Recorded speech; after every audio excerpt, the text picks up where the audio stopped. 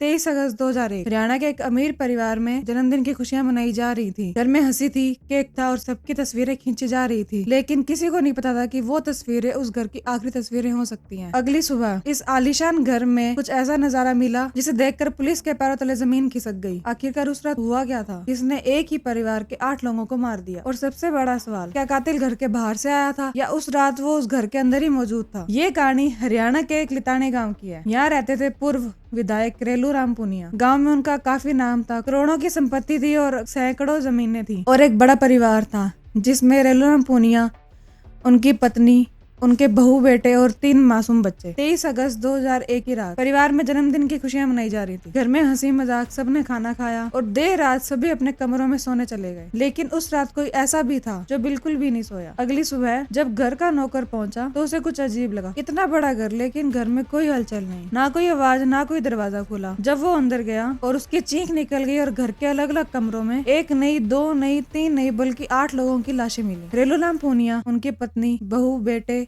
और उनके 3 मासूम बच्चे, जिनकी बेरहमी से हत्या कर दी गई थी। पूरे घर में खून फैला हुआ था और पूरे हरियाणा में सनसनी फैल गई। पुलिस को शुरू में लगा कि कोई पुरानी दुश्मनी होगी या फिर डकैती थी, लेकिन जल्द ही एक बात ने सबको हैरान कर दिया। घर से कोई कीमती सामान नहीं चोरी हुआ था, ना कोई ताला टूटा था और ना कोई जबरन घुसने के निशान थे। ऐसा लग रहा था कि कातिल को घर का हर कोना पता था। और फिर पुलिस की नजर परिवार के एक सदस्य पर गई। क्या सच में कोई अपना ऐसा कर सकता है? जांच आगे बढ़ी और पता लगा कि हत्या से पहले सभी को नशीले पदार्थ दिए गए थे। यानी जब हमला हुआ तो ज्यादातर लोग नींद में थे। हत्यारा सभी को एक एक करके निशाना बनाता गया और सभी को मारता गया और पूरा परिवार खत्म कर दिया। लेकिन आखिर ऐसा कौन कर सकता था? फिर पुलिस को कुछ ऐसे सबूत मिले जिसने पूरे केस को पलट कर रख दिया। शक पहुंचा रेलू राम पुनिया की बेटी सोनिया पर, वो बेटी जो उस रात घर में मौजूद थी। पता लगा कि करोड़ों की जमीन और विरासत को लेकर पूरे घर में तनाव था और इसी नाराजगी धीरे धीरे खतरनाक साजिश में बदल गई। एक ऐसी योजना जिसने पूरे परिवार को खत्म कर दिया। आखिरकार दोनों अरेस्ट हुए, लेकिन आज भी इस केस का जब नाम लिया जाता है कि लोगों के मन में एक ही सवाल उठता है, जिस परिवार के साथ बैठकर आपने खाना खाया हो, उसके साथ बचपन बिताया हो, क्या सिर्फ संपत्ति के लिए